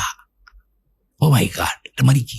বাধার কথা বলবেন কেন? উনি যদি শূন্যই লিখতেন তাহলে তো ব্যবধান দিলেই শেষ, বাধার কথা কেন বলবেন? এই ব্যবধানটা হচ্ছে, যারা কেমিস্ট্রি ছাত্র তাদেরকে বলছি, এই 2টা সেলে ঘনত্বের কারণে ওখানে একটা মেমব্রেন তৈরি হয় 100 মিটার পর্যন্ত। আপনারা এখন এগুলি সায়েন্স, 100 বছর হয়েছে সায়েন্স এগুলো আবিষ্কার করছে। ওই মেমব্রেনটা অটো প্রসেসেই একটার সাথে আরেকটাকে মিশতে দেয় না, একটা মেমব্রেন তৈরি হয়। তাহলে এত বছর আগে আমারে আপনি বলেন, ইজ ইট পসিবল যে এইরকম একটা অনতিক্রম্য বাধার কথা নবী করিম সাল্লাল্লাহু আলাইহি সাল্লাম কিভাবে বলবেন? এতে কি প্রমাণ করে না it is not made by human, it's a totally divine book. এরকম শুধু সায়েন্স, তার মনোবিজ্ঞানের কথা কি বলবো, এটা তো আর বলে শেষ করা যাবে না। প্রত্যেকটা সাবজেক্টে, ফিজিক্স, রসায়ন, কিন্তু আমি আমার কাছে খুব দুঃখ লেগেছে। আমি অনেক হুজুরকে আমি তাদের টকশোতে দেখেছি যে কোরআনে সম্ভবত 6200 এই কটা আয়াত থাকতে পারে। সম্ভবত কেন? আরে কোরআনের আয়াত নাম্বার তো লেখা আছে, এটা কি আপনি সারা জীবন গুনতে পারেন নাই? আপনার তো এটা জানতে হবে। 6234টা আয়াত, 112টা বিসমিল্লাহ। অ্যাকচুয়ালি বিসমিল্লাহর তো 114টাই আছে। সূরা ফাতিহার একটা, আর আরেকটা হচ্ছে 27 নম্বর যে সূরাটা, সেটা হচ্ছে সূরা নামল, যে পিঁপড়া, সেটার মধ্যে কিন্তু সুলাইমান রাদিয়াল্লাহু আনহু বিলকিস রাদিয়াল্লাহু আনহার কাছে যে চিঠিটা লেখেন, সেখানে কিন্তু বিসমিল্লাহির রহমানির রহিম লেখেন। আল্লাহ কিন্তু 114টা বিসমিল্লাহ রেখেছেন। তো যাই হোক, অ্যাবজাদ ভ্যালুটা জানা দরকার, কারণ এই যে আর রহমানুর রাহিম, এই আর রহমানুর রাহিমের অ্যাবজাদ ভ্যালু হচ্ছে 618। নবী করিম সাল্লাল্লাহু আলাইহি সাল্লাম তো পরম করুণাময়, পরম দয়াময় ছিলেন, কিন্তু আমি সূরা ফাতিহার 7টা আয়াতের মধ্যে প্রথম তো বিসমিল্লাহির রহমানির রহিম, প্রথম 3টা আয়াত হচ্ছে আল্লাহর গুণাবলী, পরের 3টা হচ্ছে আল্লাহর কাছে আমরা প্রার্থনা করছি, তুমি আমাদের এটা দাও, নাকি? এই তিনটা গুণাবলীর মধ্যে একটা গুণাবলী নবীরও ছিলেন। আমার নবী করিম সাল্লাল্লাহু সাল্লাম পরম করুণাময়, পরম দয়াময় ছিলেন, পরম প্রশংসিত, পরম প্রশংসাকারী ছিলেন। কিন্তু এই পরম করুণাময়, পরম দয়াময় 618 সাথে আপনি যদি আল্লাহ সুবহানাহু ওয়া তাআলার এক যোগ করেন তাহলে সেটা হয় 619। আর এই 619 হচ্ছে অ্যাবজাদ ভ্যালু অফ লা ইলাহা ইল্লাল্লাহ মুহাম্মাদুর রাসূলুল্লাহ। লা ইলাহা ইল্লাল্লাহ মুহাম্মাদুর রাসূলুল্লাহ, এটার অ্যাবজাদ ভ্যালু হচ্ছে 619। নাজিল হয়েছে তো সূরা আল নাসর, 110 নম্বর সূরা নাকি? এই 110 নম্বর সূরাতে মনে হয় যে আয়াত সংখ্যাটা আছে, সেই আয়াত সংখ্যার সাথে আপনি যদি চ্যাপ্টার নাম্বার 110 যোগ করেন, আর সূরাতে যেই কটা লেটার আছে সেই লেটারের অ্যাবজাদ ভ্যালু হচ্ছে 6123। এই 6123 সাথে যদি আপনি আয়াত সংখ্যা আর চ্যাপ্টার সংখ্যা যোগ করেন তাহলে হয় 6236, অর্থাৎ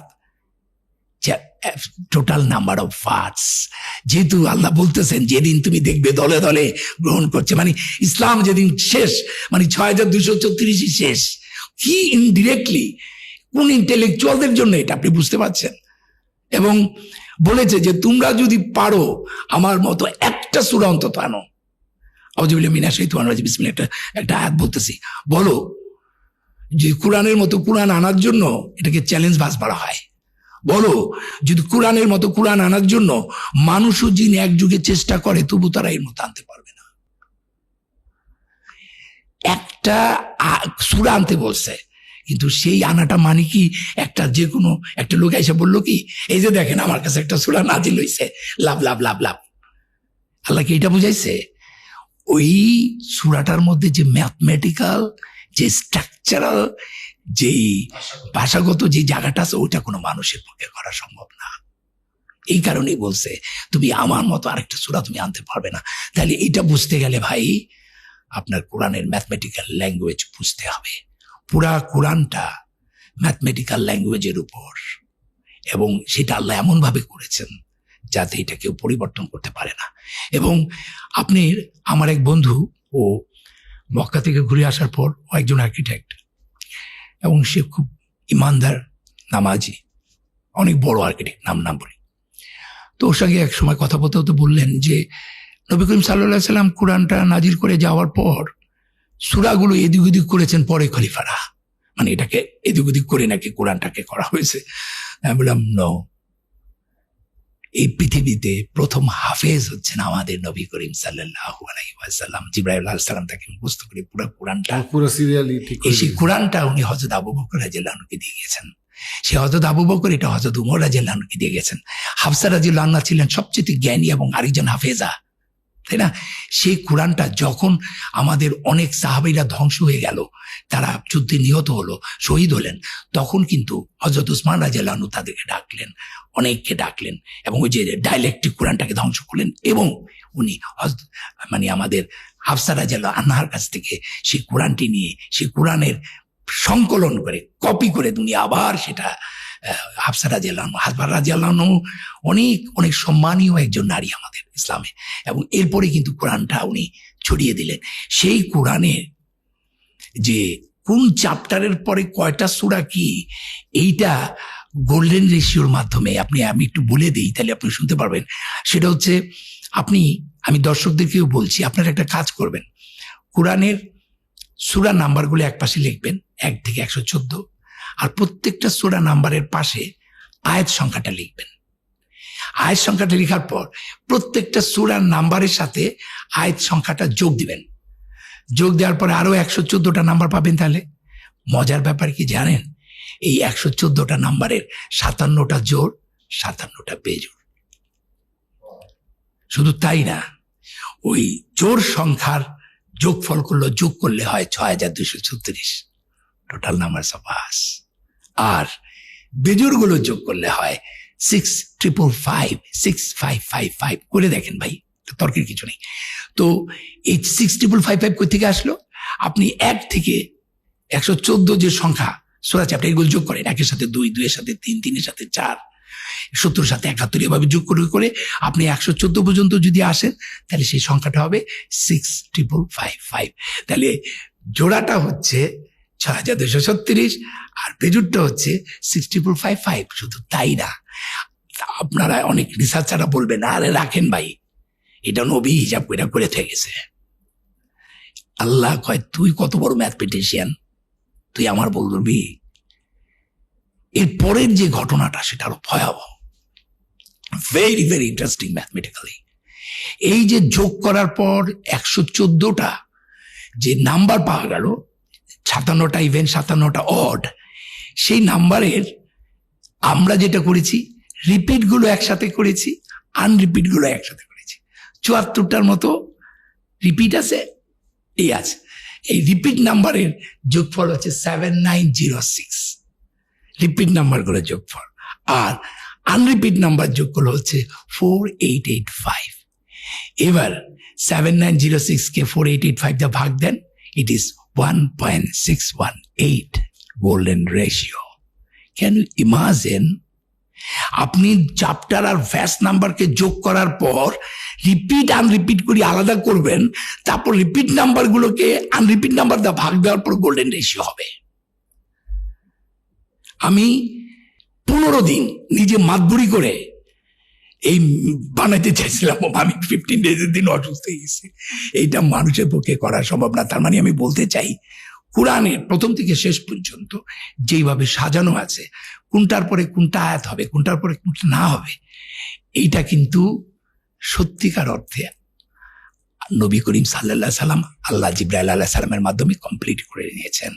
কোরআনের একটি জিনিস এদিক থেকে ওদিক করার কোনো স্কোপ নাই, এবং আল্লাহ বলেছেন পিছন দিক থেকে সামনের দিক থেকে কোনো দিক থেকে এটাকে কেউ পরিবর্তন করতে পারবে না। আমি মাত্র আপনাদের 200-100 ম্যাথমেটিক্যাল অবজারভেশনের মাত্র 2-3টা শেয়ার করলাম। আমি এই কারণে বলছি এটা এক প্রোগ্রামে হবে না। আমি চ্যালেঞ্জ করছি ম্যাথমেটিশিয়ানদের, আপনি এক্সপোনেনশিয়াল লগারিদম নিয়ে আসবো আমি আপনাকে, আমি দেখাবো এটা মানুষের কাজ নয়। সো কোরআন আমার কাছে যেটা মনে হয় খুব ধীরে স্থির ভাবে, অর্থপূর্ণভাবে, সুন্দরভাবে বুঝতে হবে আর কি। আপনি খুব সুন্দর উপস্থাপনা করেন। আপনি যদি কোরআনের কোনো একটা অংশ উপস্থাপনা করতেন যেটা আপনার খুব আমি সূরা ফাতিহাটা বাংলায় এত দ্রুত বলতে পারবো, আপনি এত দ্রুত আরবিতে বলতে পারবেন না। আমি একটু বলি তাহলে আসবে না। সমস্ত প্রসঙ্গে বিশ্ব জগতের প্রতিপালক আল্লাহরই যিনি পরম করুণা পর বিচার দিন মার্গাম তোমার প্রসঙ্গে তোমার সাহায্য তোমাদের চালিত করে সঠিক পথে তাদের পথে যাদেরকে তোমার দান করেছে, যারা তোমার শক্তি দানে পথ হচ্ছে আমি আল্লাহু আকবার। Does it mean what we are doing? ধুমধাম কি আওয়াজ করছি এগুলো আমরা, মানি আছে কোনো? কিন্তু সূরা ফাতিহার অনুবাদটা কি, চোখে জল চলে আসে। আমি যদি বলি বিতাড়িত শয়তানের প্ররোচনা হতে আল্লাহ তাআলার কাছে আশ্রয় প্রার্থনা করছি, পরম করুণাময় পরম দয়াময় আল্লাহর নামে। সমস্ত প্রশংসা বিশ্ব জগতের প্রতিপালক আল্লাহরই, যিনি পরম করুণাময় পরম দয়াময় বিচার দিনের মালিক। আমরা তোমারই উপাসনা করি, তোমারই সাহায্য প্রার্থনা করি। তুমি আমাদেরকে চালিত করো সঠিক পথে, তাদের পথে যাদেরকে তুমি অনুগ্রহ দান করেছ, যারা তোমার রোষে পতিত হয়নি, পথভ্রষ্ট হয়নি। আমিন। আলহামদুলিল্লাহ। আউযু বিল্লাহি মিনাশ শাইতানির রাজিম। বিসমিল্লাহির রহমানির রহিম। আলহামদুলিল্লাহি রাব্বিল আলামিন আর রহমানির রহিম মালিকি ইয়াউমিদ্দিন ইয়াকা না'বুদু ওয়া ইয়াকা নাস্তাঈন ইহদিনাস সিরাতাল মুস্তাকিম সিরাতাল লাযিনা আন'আমতা আলাইহিম গায়রিল মাগদুবি আলাইহিম ওয়ালাদ-দাল্লিন। কি সুন্দর! আমি এখন যেটা আরবিতে পড়লাম, আমি প্রত্যেকটা ওয়ার্ড বুঝি, যে কারণে আমি এটা কি, এবং দেখেন সূরা ফাতিহাটা আমার দিয়ে বলা আছে, আমি নাই কোনো। আমার মানে হচ্ছে আমি আল্লাহর নবীর উম্মত হিসাবে সমগ্র মুসলমানদের প্রতিনিধিত্ব করে কিন্তু মুসলমানদের হয়ে কিন্তু আল্লাহর কাছে প্রার্থনা করছি। সো সূরা ফাতিহাটা যদি না বুঝি, আমি আমার যেটা মনে হয় ভালো অনুবাদগুলো মুখস্থ করা উচিত। যেমন অনেককে আমি দেখেছি, আমি তো মসজিদে নামাজ পড়ি, জুমা নামাজ পড়ি, আয়াতটা বলার পরে তারপর তার মতো করে সে অনুবাদটা বলে, এতে করে অনেক তথ্য ছুটে যায়, অনেক দ্রুতি নষ্ট হয়ে যায়। আমি সংলাপের আমাদের যে অভিনয় করি না, সংলাপের দ্রুতিটা নষ্ট। আমি একটা উদাহরণ দিই তাহলে বুঝতে পারবেন। আমার গোল নাটকের একটা সংলাপ আমি বলছি, বলতেছে এক বিধবা, হিন্দু বিধবা। আগের দিনে নিয়ম আসছিল, স্বামীরা যখন মারা যাইত স্বামী গো চিতার লগে বউ গো আগুনে চাপ দিতে হইত। এই নিয়মই ভালো ছিল। সারা জীবন আগুনে পোড়ার চাইতে একদিনে চিতার আগুনে পোড়া অনেক ভালো। এই যে এটার মধ্যে একটা পোয়েট্রি আছে, এটার মধ্যে একটা দ্যুতিটা আছে সংলাপের। সেই দ্যুতিটা যদি আমি একটু বানাই বুনাই এদিক ওদিক করি তাহলে কিন্তু দ্যুতিটা নষ্ট হয়ে যাবে। ঠিক যেই অনুবাদটা, অ্যারাবিক অনুবাদটাকে কি সুন্দরভাবে এরকম দ্যুতিময়তা রেখে, কাব্যময়তা রেখে অনুবাদ করেছে, সেইটা কিন্তু কাছাকাছি যাবে।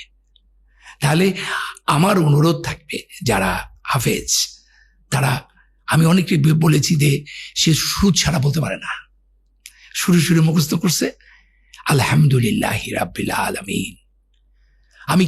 আমি কি এইভাবে বলতে পারি না নামাজটা? আমাকে সবাইকে কি এইভাবেই বলতে হবে?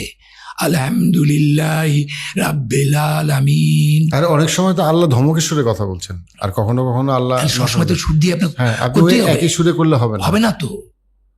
তাহলে আপনি যখন বলবেন যে কুল হু আল্লাহু আহাদ, আল্লাহ বলো, কুল মানে এটা এক ধরনের শপথ করতে বলছে।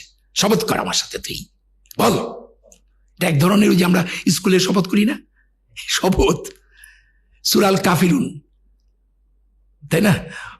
বলো হে আমরা মানে অবিশ্বাসী। আমি এই সূরাটা আমার এখন কাছে ইনজাস্টিস মনে হয়, কেন এটা দিয়ে নামাজ পড়বো? কিন্তু আসলে কিন্তু এই আল্লাহ এটা দিয়া শপথ করাচ্ছে যাতে তোর ভিতরে এই ধর্ম, এইটা জিনিসটা কাল্পটা ক্লিয়ার হয়। সেই কুলের অনেক রকমের ব্যাখ্যা আছে।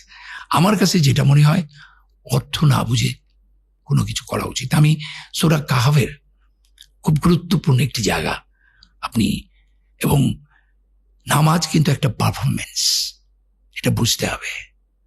Sometime Allah is telling, you are listening, and sometime you are telling Allah is listening.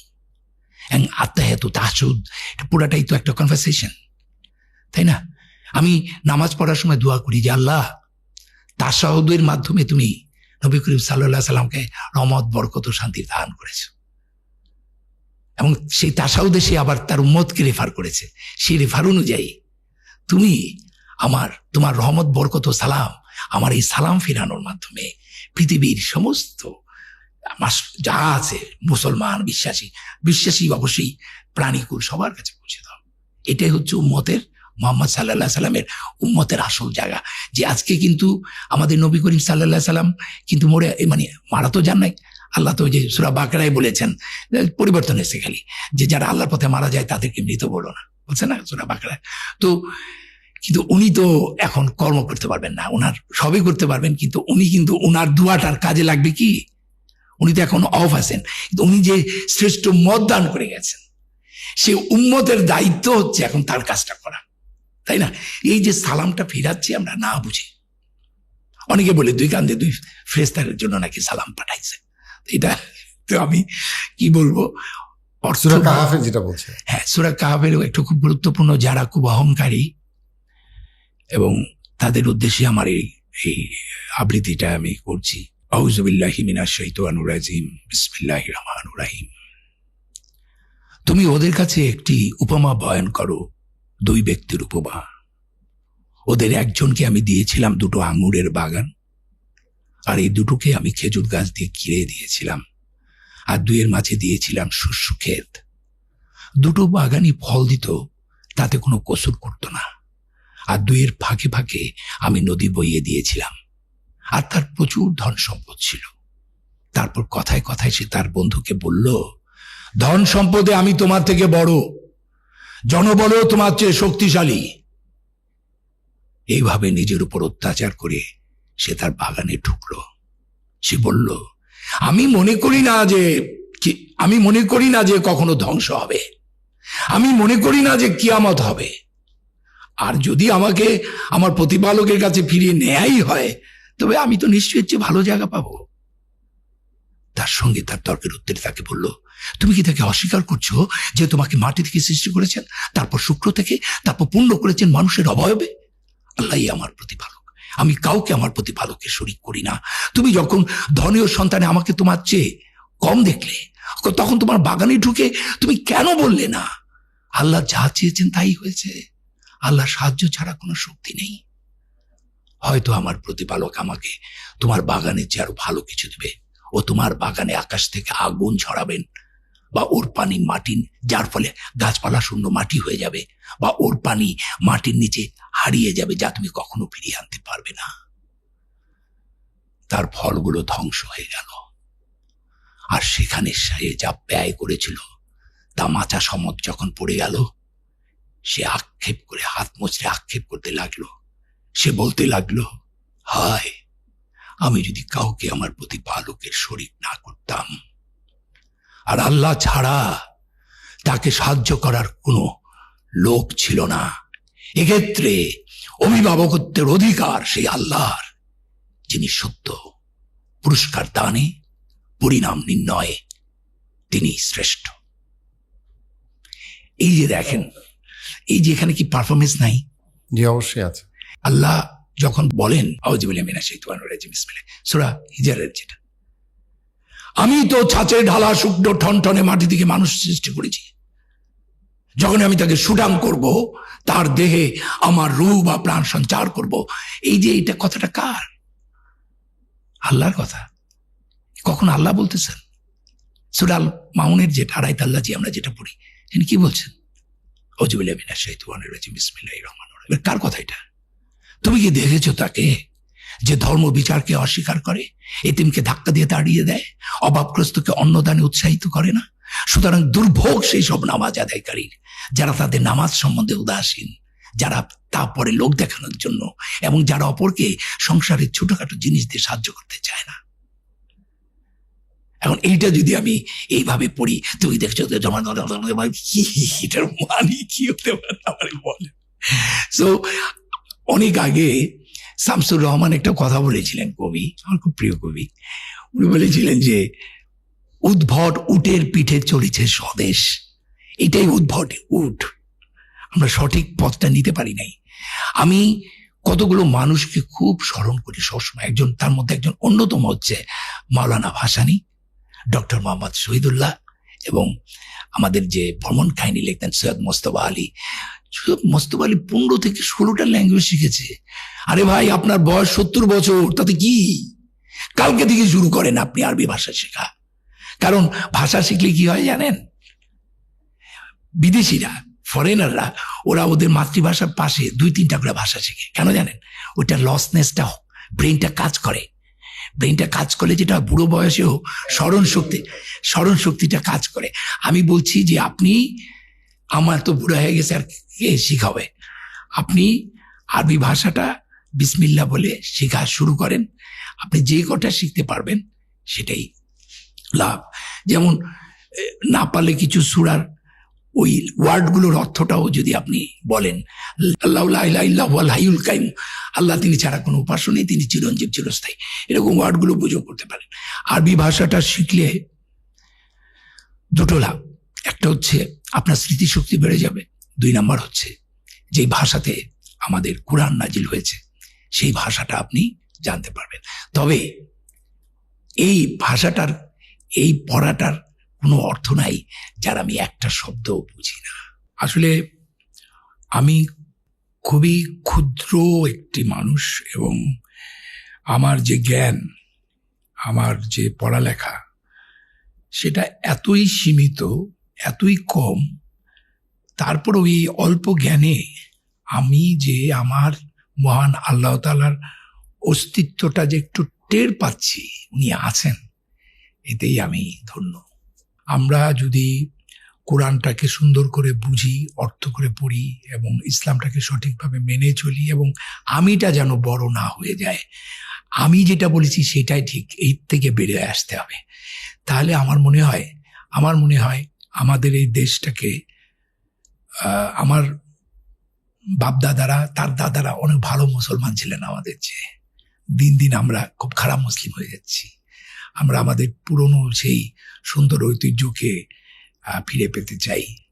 আমাদের দেশে আবারও মাওলানা ভাসানীর মতো এরকম একজন লিডার আসুক, এবং ডক্টর মোহাম্মদ শহীদুল্লাহর মতো এরকম আরো গুণীজন আসুক। কাউকে কখনো তুচ্ছ করা উচিত না। কার মধ্যে আল্লাহর প্রতিনিধিত্ব আছে? আল্লাহর প্রতিনিধিত্ব সবার মধ্যে আছে। ওই খেটে খাওয়া সাধারণ মানুষটি যাকে আমি ঘৃণা করছি, যার উপরে আমার এত বাজে দৃষ্টি, তার উপরেই আল্লাহ মহাকল্যাণ রেখেছে। কাজী মানুষের প্রতি বিশ্বাস হারানো যাবে না। মানুষের প্রতি বিশ্বাস হারানোটাও খারাপ। আল্লাহর একটা কোরআনে আয়াত দিয়ে আমি শেষ করতে চাই। আল্লাহ একটা জায়গায় বলছেন, আউযুবিল্লাহি মিনাশ শাইতানির রাজিম, বিসমিল্লাহির রহমানির রহিম, পৃথিবীতে বা ব্যক্তিগতভাবে তোমাদের যে বিপদ আপদ ঘটে তার লেখার পূর্বেই তার লেখা হয়। এই জন্য যে তোমরা যা হারিয়েছ তার জন্য বিমর্ষ না হও, আর যা তিনি দিয়েছেন তার জন্য খুশিতে উল্লসিত না হও। আল্লাহ ভালোবাসেন না উদ্ধত অহংকারী। থ্যাংক ইউ ভাইয়া, অনেক গুরুত্বপূর্ণ জিনিস শিখলাম। আপনি এত ভালো বলতেছিলেন যে জন্য আমি প্রশ্নও করি নাই, কারণ আমি জাস্ট শুনতে যাচ্ছিলাম। আমি মনে করি যে আমরা আরো অনেক কিছু আপনার কাছে শিখতে পারবো। অনেক কিছু আমরা খুব ব্রিফলি গেছি, যেমন গাণিতিক বিষয়টা, মুসলমানদের ব্যবহারের বিষয়টা, সংস্কৃতি ও ইসলামের মেলবন্ধনের বিষয়টা, সেগুলোর থেকে আপনার কাছ থেকে আরো ইনশাল্লাহ শিখবো। আমি শিওর এটা অডিয়েন্স এটা থেকে খুবই অনেক কিছু শিখবে, উপকৃত হবে। সো আপনাকে আপনার সময় দেওয়ার জন্য ধন্যবাদ। আপনি অনেক ব্যস্ততার মধ্যে সময় দিয়েছেন। সো ইনশাল্লাহ আমরা যেন সবাই কোরআনকে আঁকড়ে ধরি, সেই প্রত্যাশা রেখে আজকে শেষ করছি। আমি তোমাকে একটু কথা বলতে চাই, সেটা হচ্ছে যে আপনার সাথে আমার যে পরিচয়টা সেটা খুব কাকতালীয়, এবং কিভাবে যেন হয়ে গেল। এবং আমি এই প্রথম ধর্ম নিয়ে আমি পাবলিকলি কথা বললাম, এবং সেটা কিন্তু আল্লাহ তোমার মাধ্যমে করলো। আলহামদুলিল্লাহ, আল্লাহকে অনেক অনেক ধন্যবাদ। আলহামদুলিল্লাহ।